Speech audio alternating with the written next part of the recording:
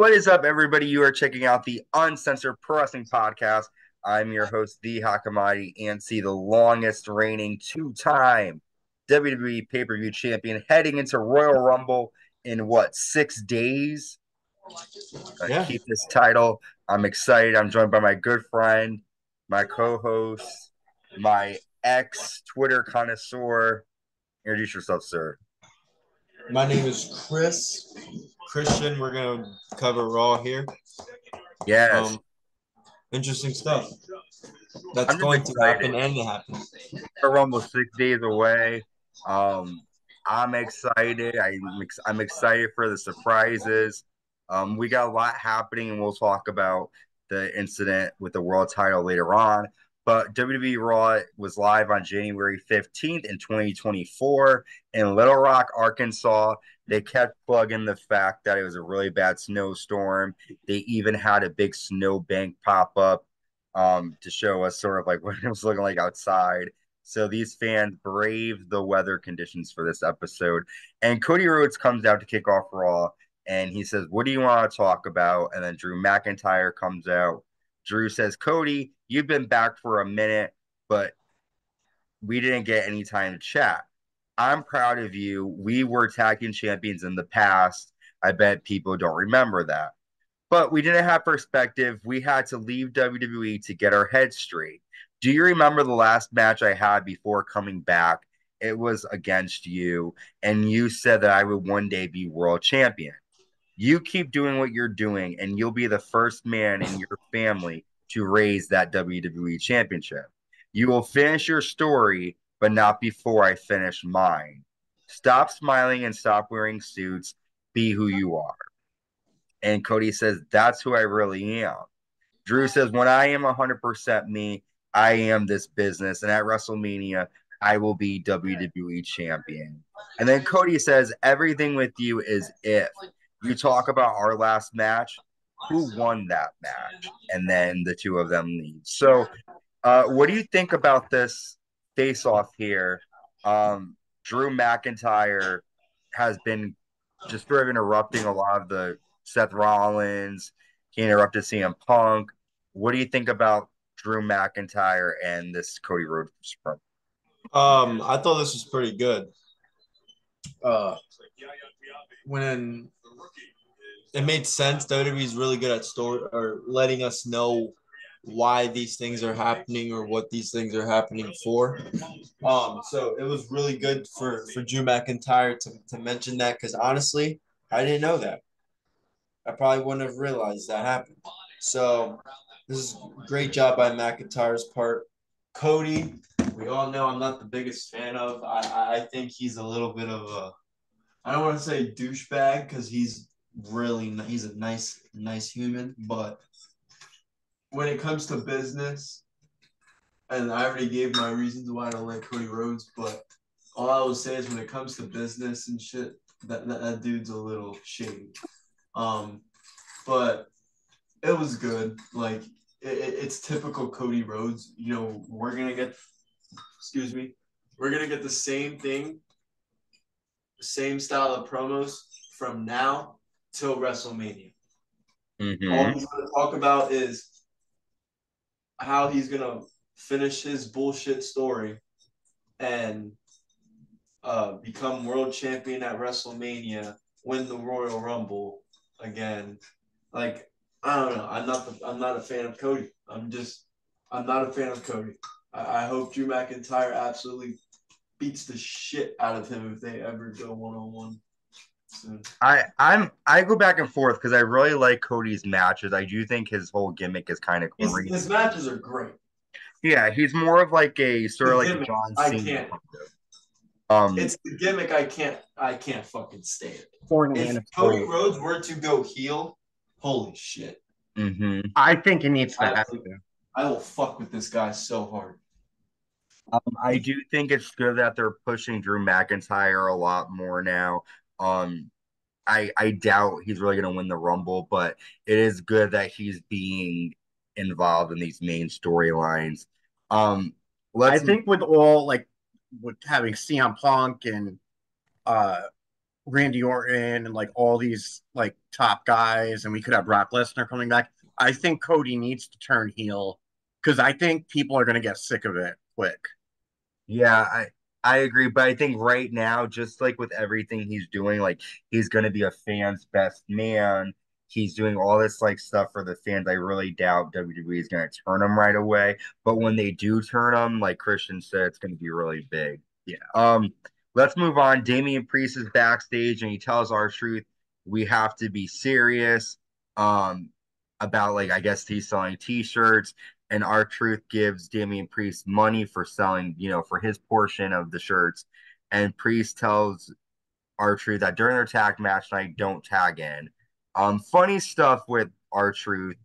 I will say that I really like it. I find it funny, but at some point, like it needs to like end.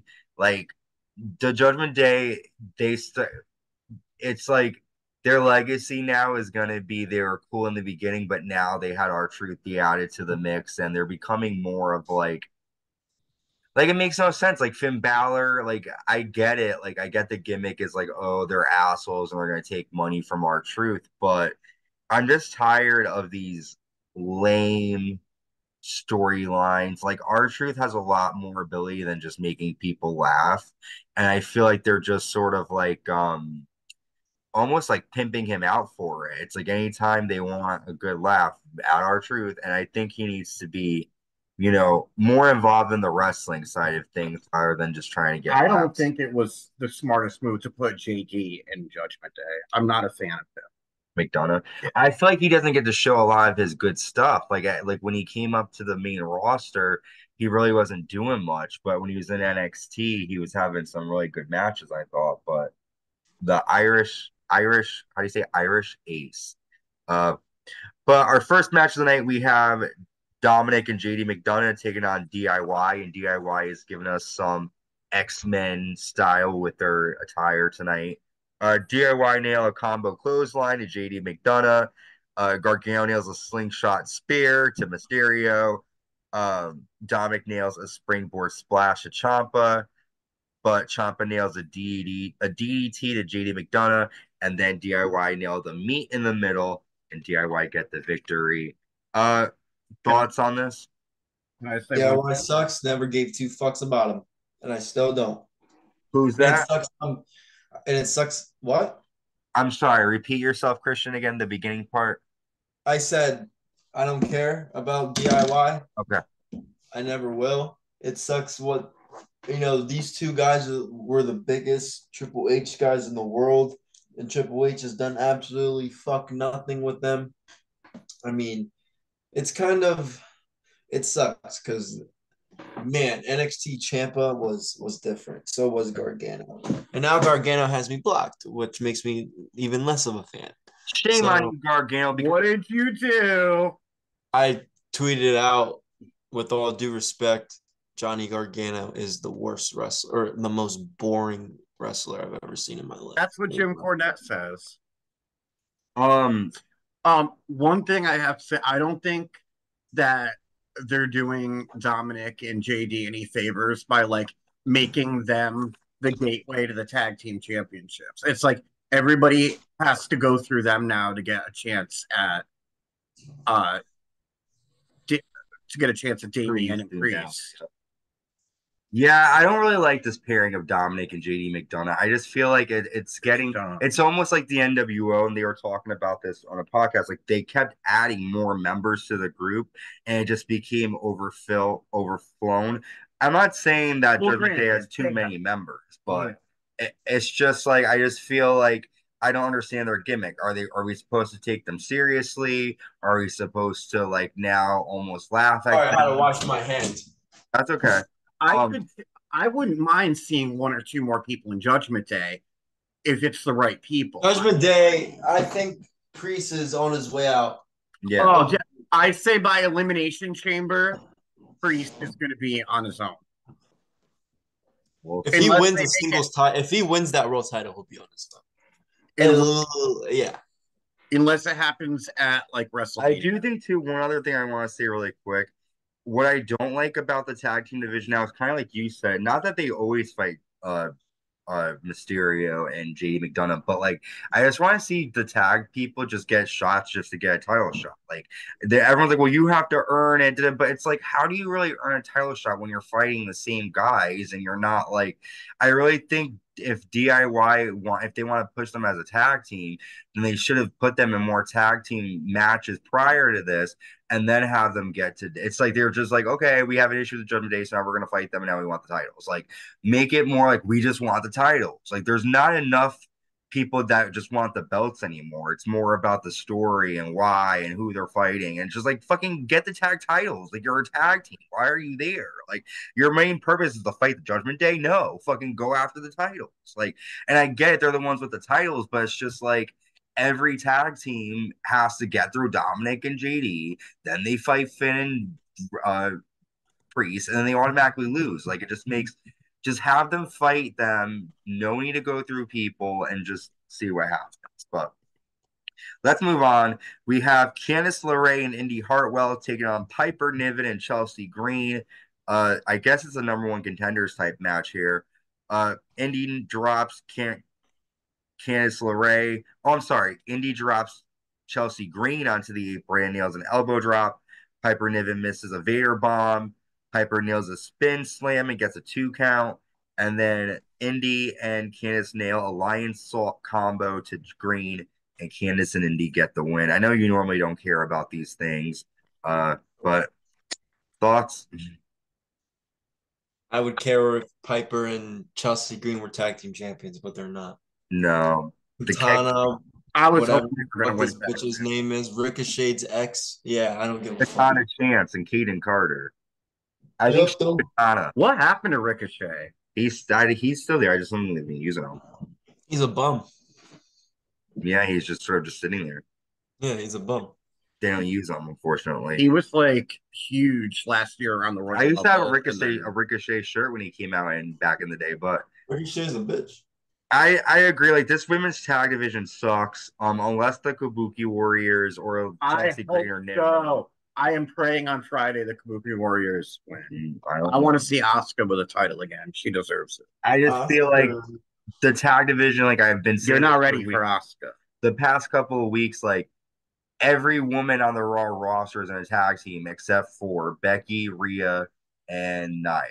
Everyone else group them in a tag team, and I don't like that. Yeah, I can't think of anybody else either. Bianca. Oh no, she's SmackDown. Bianca SmackDown. Judgment Day's backstage. Damian Priest says the R-Truth got them a cut, but JD McDonough doesn't get any because his name is not on the Judgment Day shirt. And Damian Priest says that. And according to R-Truth, he's not in the Judgment Day because he lost that fight. Yeah.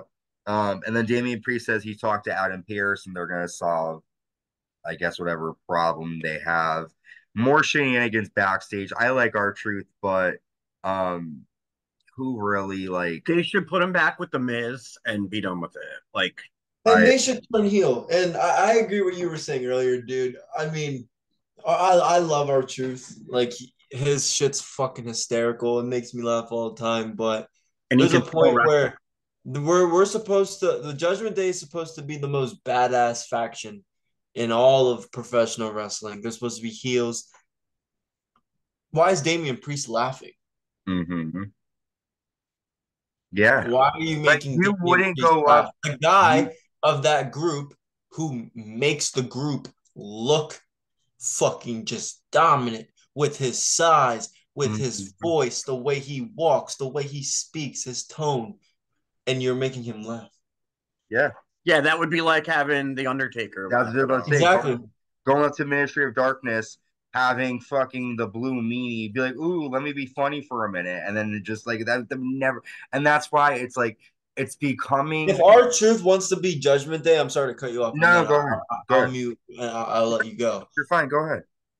If they want to make R-Truth a legitimate member of the Judgment Day, you got to make him heel. But it's just so hard to make him heel when we know this guy to be really funny. No one has to say anything. No one in the business has ever said anything bad about this man. How am I supposed to take this guy serious as a heel?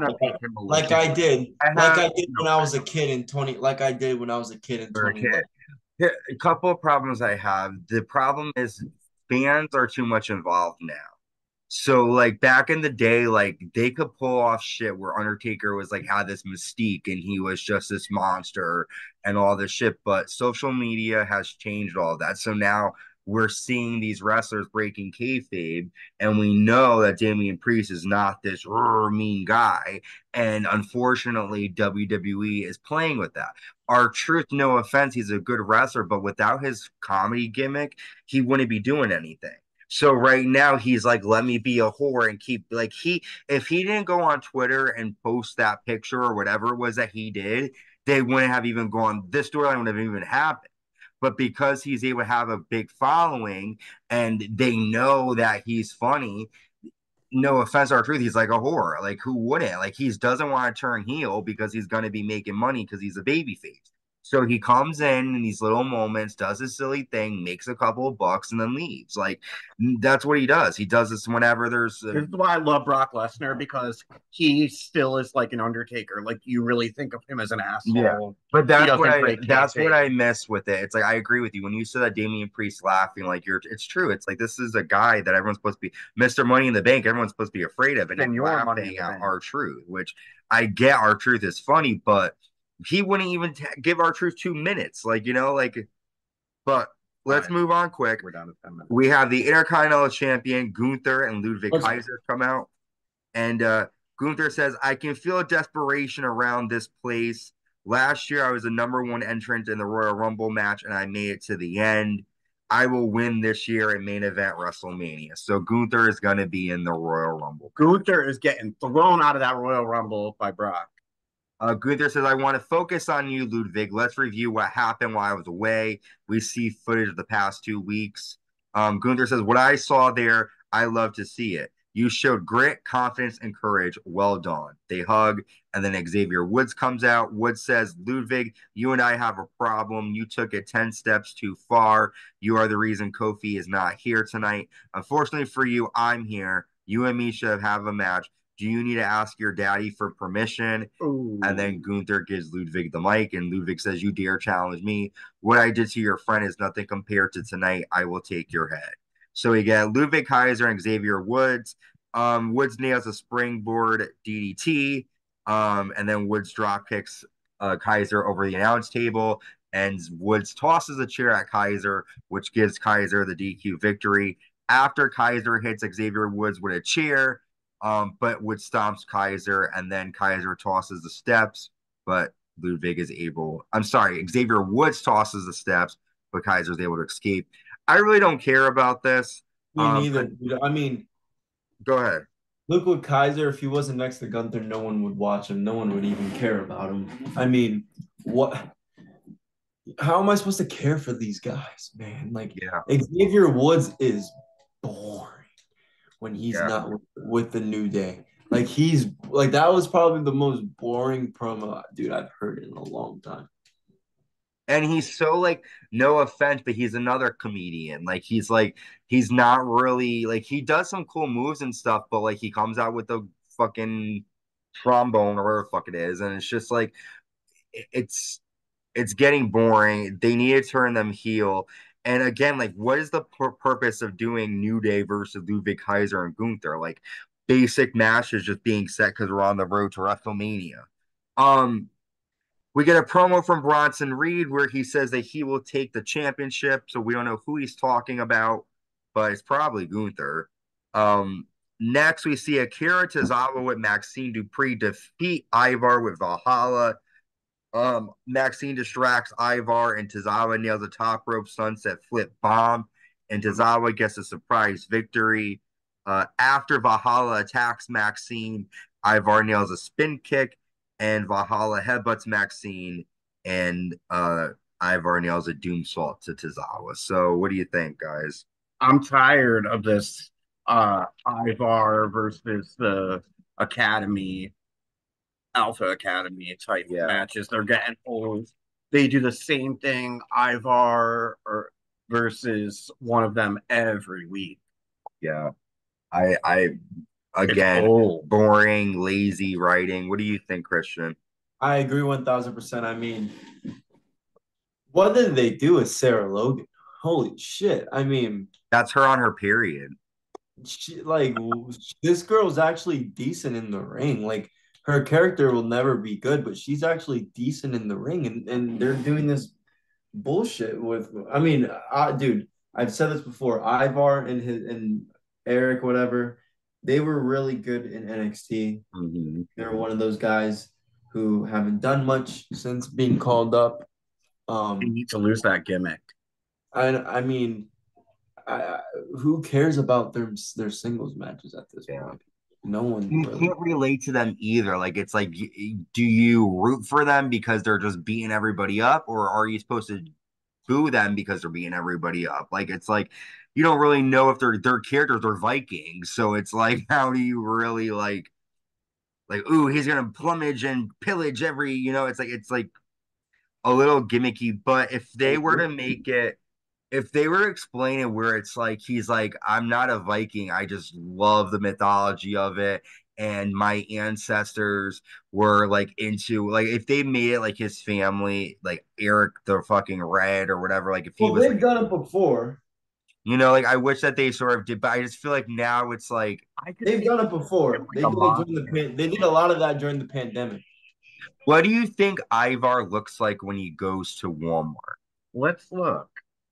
I Do have you no idea. I wonder if he walks around with his Viking attire. Like that's the only thing. It's like I don't really like the wrestlers that have these, like, it's almost gives like Mantar vibes. It's like these gimmicks are very corny, especially with social media nowadays. It's like I don't know, but I didn't really pay much attention during the COVID era, so I'm sure they did explain it. But for me, I'm just, you know, let's move on. I was really excited about this segment. The world's women's champion Rhea Ripley comes out, and Rhea says, "I am so tired of peeps, so sick and tired of people like Nia Jax running their mouth. This is my division. This is a warning. If you don't want to waste your WrestleMania opportunity, pick someone else because mommy is always on top." And then the man Becky Lynch comes out. Becky says, "Here we stand, two very different people, but with two different journeys. One of us went on to win the main event of WrestleMania, and one did not. One has the strength of a bear, and the other a heart of a lion. Here we are, the two best to do it. I have a voice saying to me, I think you might be better than me, but I need to prove that you're not. And to do that, I need to take that title from you." Rhea says there's only one other person that wants you to win the Royal Rumble as bad as you do, and that's me. I'll see you at WrestleMania. If this does not happen I at know. WrestleMania, I I know. am not going to be okay with this. I'm going to be pissed. I don't get goosebumps ever, and I didn't get goosebumps here. But if I did, this would be the moment. I love them both. They both could have a massive good match. What do you think? Dude, this was once Becky's music hit, I like popped like, oh my, like this is like remember what I've been saying, Ant? You need to start building up your WrestleMania matches. We're starting to finally get that. We need Royal Rumble matches. He's right. We do. They No, got we come this we year. don't. But we don't though. The two rumbles alone are I know, are but are enough. to be fair, I hear you, but There Especially has to this be year. a couple. Especially this year. there's only like so far. But think about it though, right? There's only In 5. terms of titles, right? There's not even there's the two Royal Rumble matches, Kevin versus Logan Paul, and Roman. Roman. There's four. So just do Gunther. But he's in the Royal Rumble match. But that's what I'm saying. It's like they can do, like, for me, I don't like it when they put the champions in the Rumble match. They're never going to win. Like it would be like, you know what I'm saying? Like it's like, yeah, I'm gonna win, then So I challenge would have myself. Gunther drop the title at the Royal Rumble and him enter the Rumble. He'd have to have a match though. He doesn't have one. I know. And there's six That's what days I away. would do if I was booking it to make a third match. Like back in the day, they would have it where, like, I remember Royal Rumble 2005, the opening match was Shawn Michaels versus Edge, and then they went on and fought later in the Royal Rumble match. Like, you can have rivalries outside of just the Royal Rumble. You know, you're making a big people who are outside of it, unless they're buying the network, are paying $50 for 4 matches. You know, I mean, I don't know. I just feel like, All right, we got Cody Rhodes.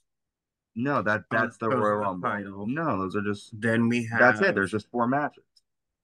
I thought there was. I don't know. Maybe something else will happen. I just think get a women's match in there or something. Like, they have all this, but I'm excited if they do Becky versus Rhea. I don't think Becky will win the Rumble. I think Bayley is gonna get it.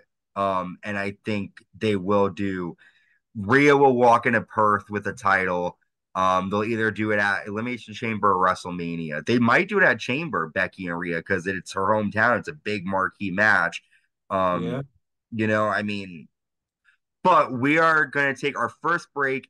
And when we come back, we're going to talk about, we're going to finish our thoughts on this. And we're going to talk about Awesome Truth versus Judgment Day, some women's tag action, and Jinder Mahal versus Seth Rollins. We'll be right back. Stay tuned.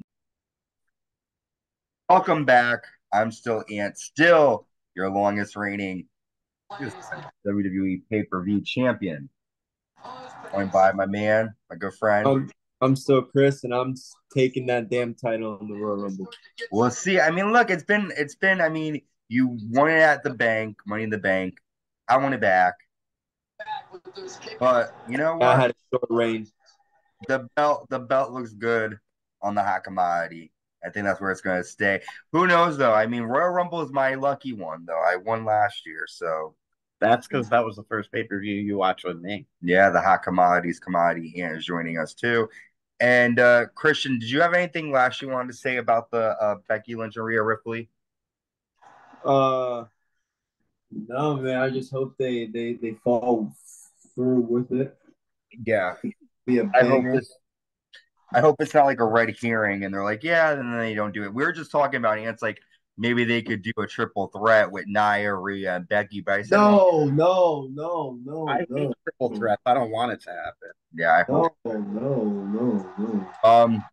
So let's move on then. The tag team champions, the Judgment Day, Damian Priest and Finn Balor with JD McDonough and Dominik Mysterio. One thing I want to note here, Rhea hasn't been coming out with the Judgment Day lately, which is kind of, I know.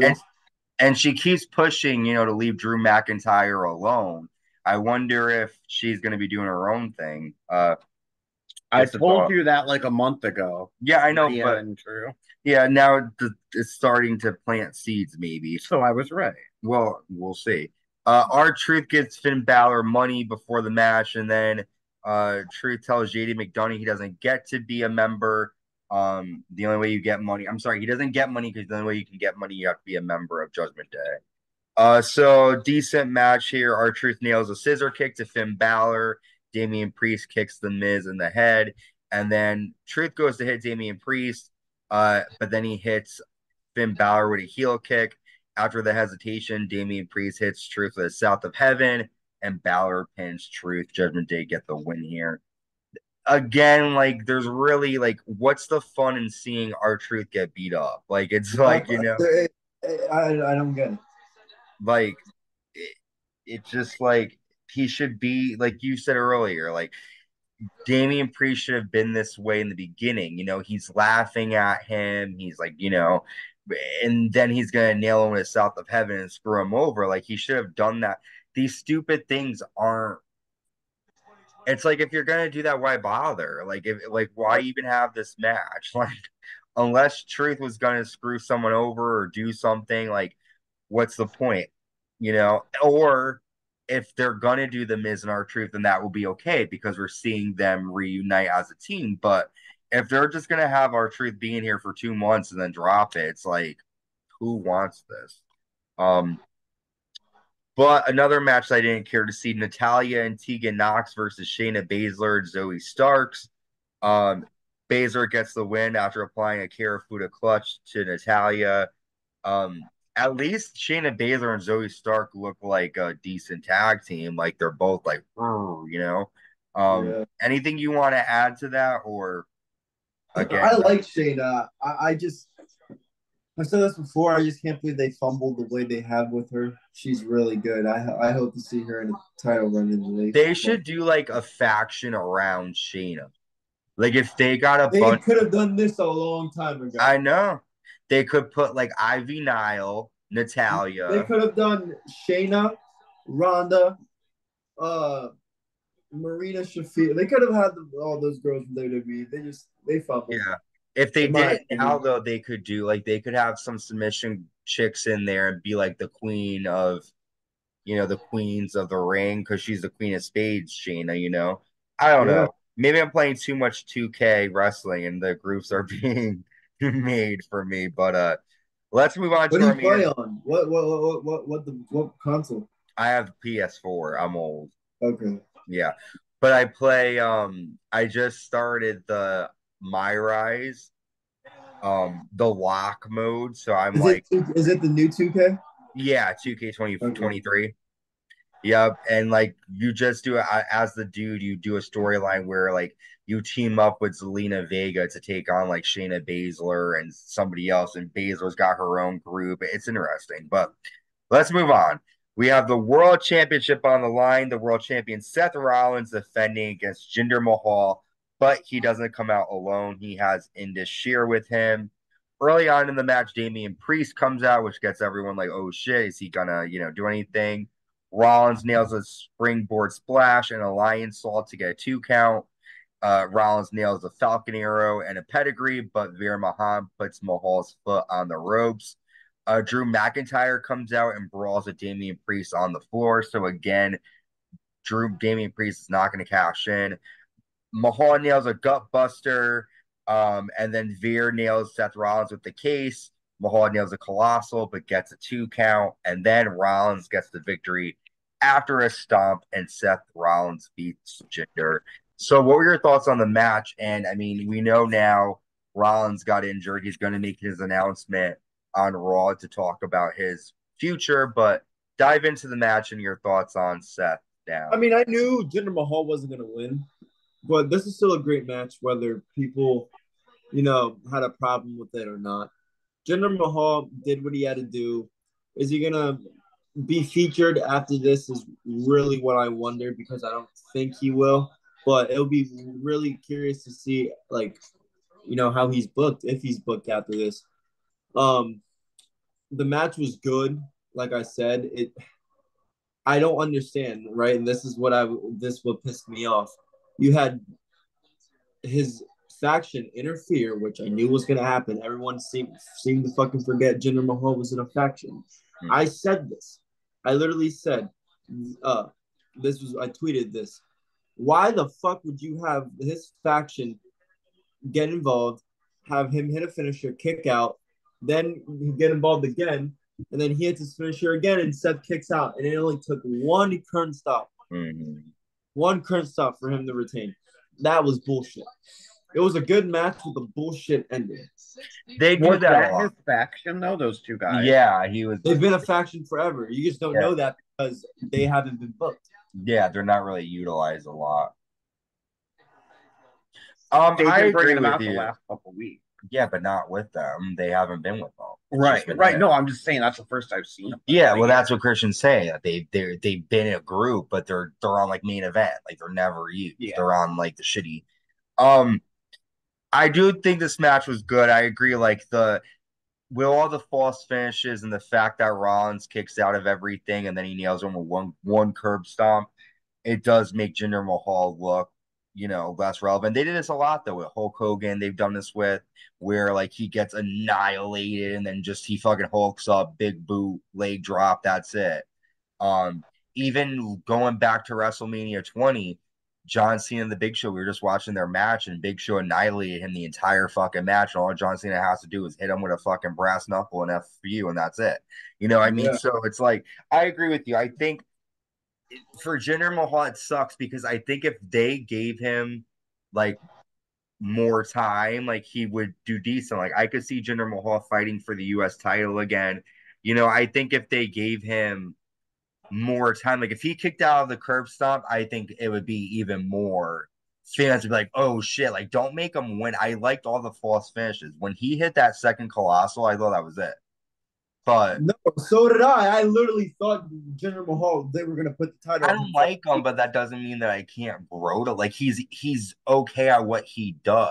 Like he hates on America. He blames, I just feel like right now, because there's not a lot of tensions with the Middle East, it's like his character isn't really working because his character is the Middle East is like, America sucks.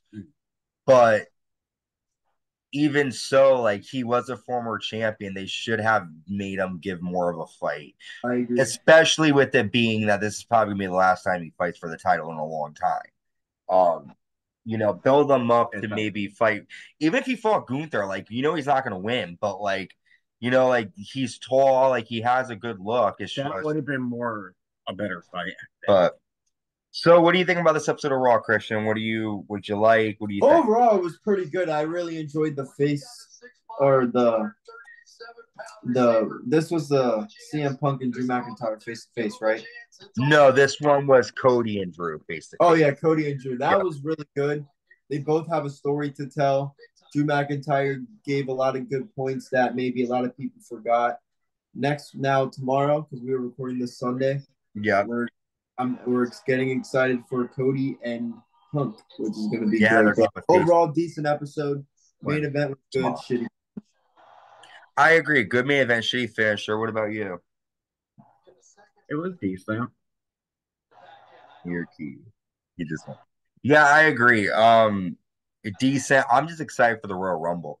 Like I just want us to get there. I want to get to the Elimination Chamber. I'm gonna be watching it at 5:30 a.m. I don't give a fuck.